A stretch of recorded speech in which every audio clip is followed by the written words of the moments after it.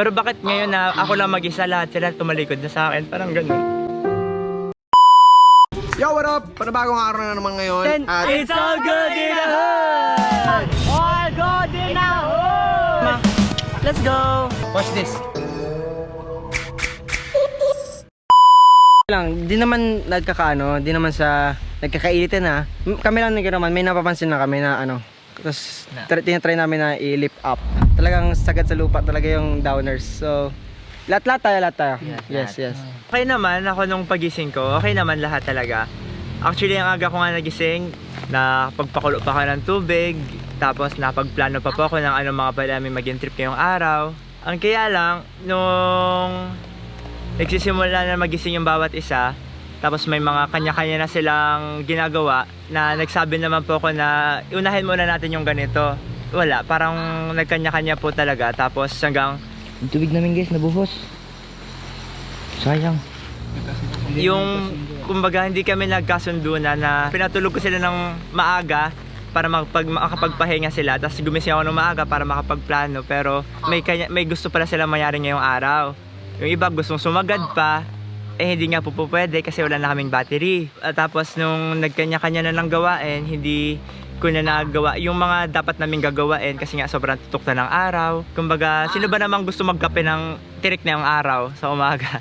Tama. Mga ganon. Siyempre, napaisip ka, natahimik po ako, nag-isip ako na ano bang ibang gagawain. Ilang sandali lang naman po yung pagtahimik ko noon, biglang mga kasama ko nagbubulungan na.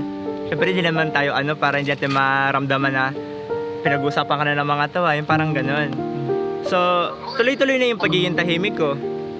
Tapos biglang malulungkot ka na lang kasi kahapon nga, halos lahat sila nagsasabi, sakit na pakiramdam ko, nahilo ako, ang sakit ng ganito, parang hindi ko na kaya talaga yung ganyan. Wala man sila narinig sa akin. Sabi ko, painuman nyo na lang gamot, baka wala lang yan, baka kulang sa tubig, baka sobrang init.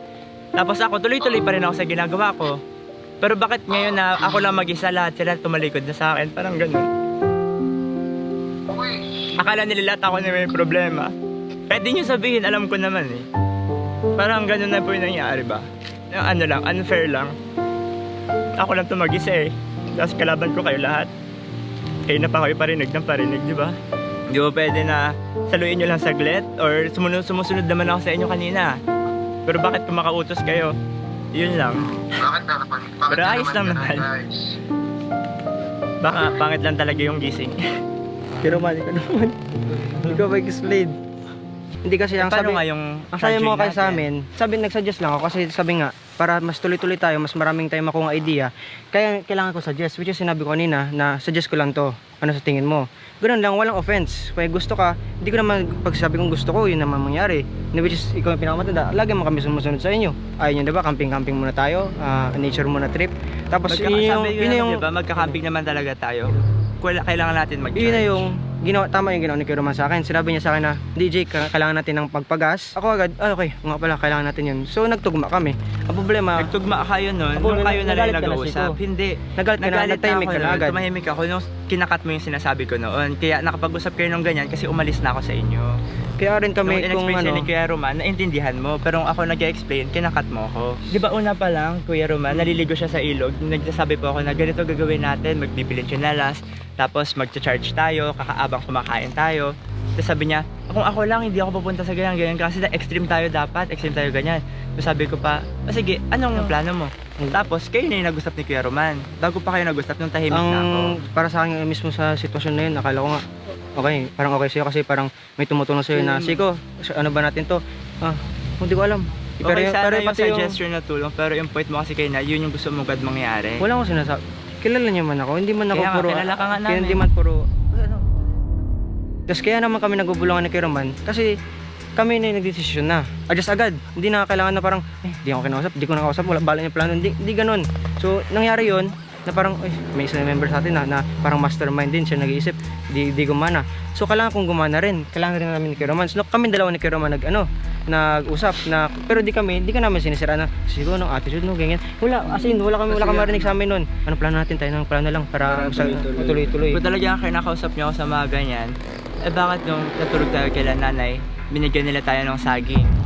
bakit nyo iniwan yung saging? Tapos di nyo sa akin sinabi. Samantalang ako yung binigyan ng saging, di ba? Di ko nasabi. Saging lang yun, pero nung tinanong ko ba't nyo iniwan, sabi mo baka mahirapan si Domi magdala, isaglit lang naman sana. Hindi, kasi Wala akong kasi kasama una- dun. Wala rin kaming idea na galit ka pala doon kasi nga kami kung ano namin sabihin lang namin ito iniwan doon ganoon. Pero wala akong sa saging na decision, wala ako doon. Hindi ko alam kung sino ano doon. Sinabi ko lang na, uy baka ano rin, baka nabigitan si Ming kaya iniwan. Pero di ako nagsabi na iwan doon. Pero ang pinoint mo lang sa akin nun, baka kawawa si Doming, baka mabigatan. Nga. Which is, lagi naman may bit-bit si Doming. Saglit lang naman yun. I don't know, basta yun lang sa akin, wala namang offense sa akin yun. Kaya wala. Pati yung explain ko ulit, yung sa amin ni Kuya Roman, kung nakikita mo kami yun, kasi kami yun nagkaplano. At wala akong galit sa'yo nun, alam mo naman yan Siko. Alam mo Kuya Roman, hindi ako galit kanina, yun lang naman para sa akin. Actually Siko, sasabihin ko lang sa'yo, totoo. Wala akong galit sa'yo. Actually, ang gusto ko lang talaga ay matulungan ka. Kasi nga, sa yung time na yun, hindi ka gumagana. Hindi ko alam kung ba't isip mo na parang utos-utos ko yun. Pero maayos naman yung tono ko nun, alam niyo naman po lahat yan. Actually, hindi maayos ang tono mo sa akin. Hindi ko alam kung kung saan Kasi alam naman natin yung Galit normal ba? mo Galit na ba ako? salita, sa galit ka, sa nakaasar ka, sa nagyayabang ka. Sige Roman kasi, pero man mag-explain naman, Tapos- salita naman. Tapos kanina, sa rough road yun, alam mo, papa 70 mo lahat para lang magkausok. Kailan ba umusok yung grava? Gusto mo lang ilabas yung inis mo nun, kaya ganun ka. Oh my God. Patulong daw, Meg, patulong, dali na. Kailangan kita. Nakailang sabi ng Ngayon, Onyx ito at saka sabihin ko si sa'yo. Kuya Roman eh. Wag Ito ganyan, ngayon, wag ganun. ito yung akong inis ako ngayon. Kasi, basta Hindi basta ganito- inis ako ngayon. Ito yung inis ko. Hindi Ito ganito yung kasi inis yun. ko. Ito yung totoong inis ko, promise. Patulong naman po. Kung pwede naman yung dumaan ka ng maayos. Di ko lang kasi Kasi kung sinabihan- nakaradyo yung Siko nun. Hindi ko Sinabihan ka na rin ni Kuya Roman. Jay, masyado mabilis yan, di ko kaya, sabi ni Kid Onyx, diba? Di ko kaya umabol yan, Jay. Sige lang, habol lang. Di ko alam yun pala yung nasa isip ni Siko. Hindi ko alam. Nung huli. Yung sinabi ko na. Pero nung una, Ano nga kasi yung hindi naman tayo parang mga lulo na yung nagpatakbo tayo, Oo. ang ganda ng daanan, pero puro tayo slow. Mm. Si Tonix hindi makahabol, nagsabi rin siya na hindi namin kaya, hindi namin makahabol. So sabi ni Jason, kung hindi kaya wag, so, hindi na natin tinuloy. Oh, tapos sabi ni Siko, galit daw sa kanya. Ako pa nga mismo nagsabi sa kanya, Siko, sige, angkas ka sa akin. Kung galit ako sa hindi kita papalapitin sa akin, hindi rin kita kausapin. Alam mo, pag galit ako sa pinalapit isang mo tao. ako sa'yo eh, para ako i-drive mo ng ganun eh. Hala! Oh my God. Ganun kababoy isip mo, Siko, grabe. Di ako umabot sa ganung punto, di ako makipagtalo sa ganung punto. Pag galit ako sa isang tao, di ko kakausapin. Promise. Di ko kakausapin, di ako makipag-associate sa kanya, di ako makipagtrabaho sa kanya kahit ano. Pag galit ako sa isang tao, di ko papansinin. Ako kinaus ko lahat ng mga kasama namin. Nakaplano na kasi kay Diyos lahat, pinapangunahan lang natin. Yun, ganun mismo. Ano pa Nakaplano kasi siya. panguna? Kasi So, siya yung di tayo magkasuggest. magkasuggest tayo, dapat magkasuggest tayo, magkakasama. Hindi ako naman sana yung plano niyo dalawa. Kaso nga lang, Hindi lang nagasundo. hindi lang nagkasundo. Bigla na gano'n yung isa. Kasi ikaw na nagpanguna na. Sana nagsalita what's kasi next? ko. Ikaw matanda, Para ikaw yung mag-bad ano. trip ka naman. Hindi. Kasi naman kumakapa ako, di ko alam, di ba? Sobrang bait ko kanina, sobrang gaan ko, wala akong inisip na kahit ano. Alam mo Bumait Meng, ka yan. kayo na kasi alam mong nawala na ako. Ako yung pakiramdam ko, ako yung parang ako na ngayon.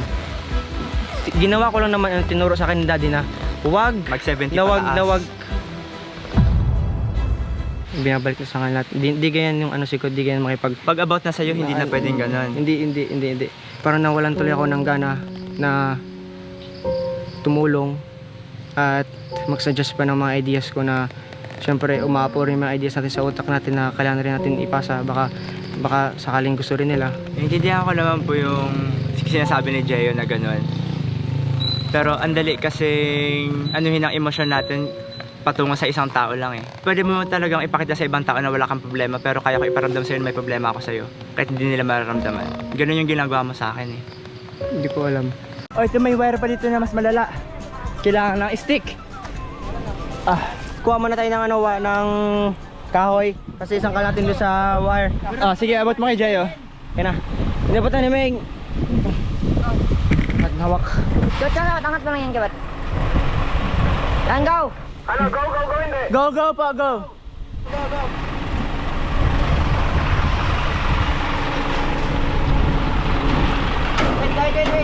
Wait, stop! Gamitin mo yung pinakadulo. Dapat di ka malapit sa wire. Itulak mo gamit pinakadulo. Oo, tandahan. Nahila mo. Nakagalit na si Uto? Galit talaga ako, sus. Sino ba namang wala naman sila sa taas tapos ano, go. Sabi ko kayo sa'yo, isangkal mo yung dulo ng kahoy doon sa taas.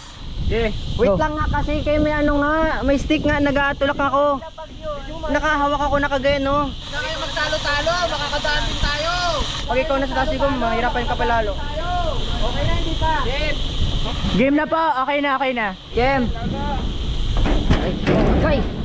Kita mo? O bakit? Si Gerard mo nagsabi na okay na. Paano maka-assist ka ng ganito? Kaya mo mag-assist? Ganyan ka ano? Pwede mo man kasi itulak yan, wag mo isama sa'yo, itulak mo lang palayo. Kaya nga mahaba yung stick mo eh. Nagkababa nga! Kasi gumagalaw! Okay na kuya Ron? Tama ng away. Kaaway-away na kayo. Dadaan lang naman tayo. Bitawan nyo na yan, nahila nyo yung stick. Hoy, baka maputol yung wire. Sabi bitawan na kasi dapat kanina. Malagpas na kayo eh. Okay na? Okay na. Isangkal ko lang to ulit. Initan ko lang yung sarili ko. Pero talaga, hindi talaga mapapigil, oh. May mga bagay kasi na hindi maintindihan, wala naman sila sa posisyon. Hindi sila